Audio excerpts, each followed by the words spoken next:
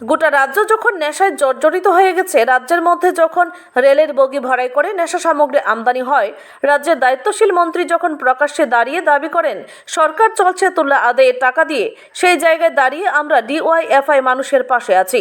দুস্থ মা বাবাদের মেয়ে বিয়ের টাকা সংগ্রহ করে দেওয়া থেকে শুরু করে রক্তদান করা এবং সার্বিকভাবে রাজ্যের প্রয়োজনে প্রতিবাদ এবং আন্দোলনকে হাতিয়ার করার জন্য আমাদের সংগঠন রাস্তায় আছি।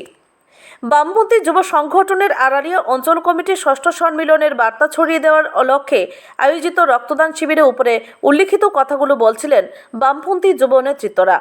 এখানে উল্লেখ করা প্রয়োজন, আসন্ন অঞ্চল সম্মেলনকে সামনে রেখে আড়ালিয়ার লোকনাথ পাড়ায় আজকের এই রক্তদান শিবিরে রক্তদাতাদের উৎসাহিত করতে অন্যান্যদের মাঝে উপস্থিত ছিলেন আগরতলা পুর নিগমের প্রাক্তন ডেপুটি মেয়র সমর মজুমদার, সংগঠনের রাজ্য কমিটির সম্পাদক নবারুণ দেব, সংগঠনের ডুকলি মহকুমা কমিটির সভাপতি অরিন্দম বিশ্বাস প্রমুখ। আজকের এই রক্তদান শিবিরে সংগঠনের বিভিন্ন স্তরের কর্মী সমর্থকদের উৎসাহের সাথে উপস্থিত থাকতে দেখা গেছে। ব্যুরো রিপোর্ট, আমার ত্রিপুরা এক্সপ্রেস।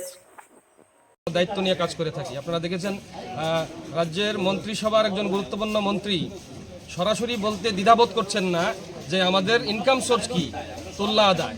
এই জায়গার মধ্যে আমাদের প্রতিবাদ, নেশার বিরুদ্ধে আমাদের প্রতিবাদ, রাস্তায় মিছিলের মধ্যে দিয়ে আমরা এই প্রতিবাদ করছি, রক্তদান শিবিরের মধ্যে দিয়ে আমরা এই প্রতিবাদ করার মধ্যে দিয়ে আমরা গোটা ডুকলি বিভাগ সহ গোটা রাজ্যের মধ্যে বার্তা দিতে চাই। আমরা ডিওয়াইএফআই মানুষের স্বার্থে কাজ করি, রক্তদান শিবিরের মধ্যে দিয়ে মানুষের সহযোগিতার জন্য আমরা হাত বাড়িয়ে দিই। এই হচ্ছে আজকের এই রক্তদান শিবিরের মোটামুটি আমাদের উদ্দেশ্য, আমাদের লক্ষ্য।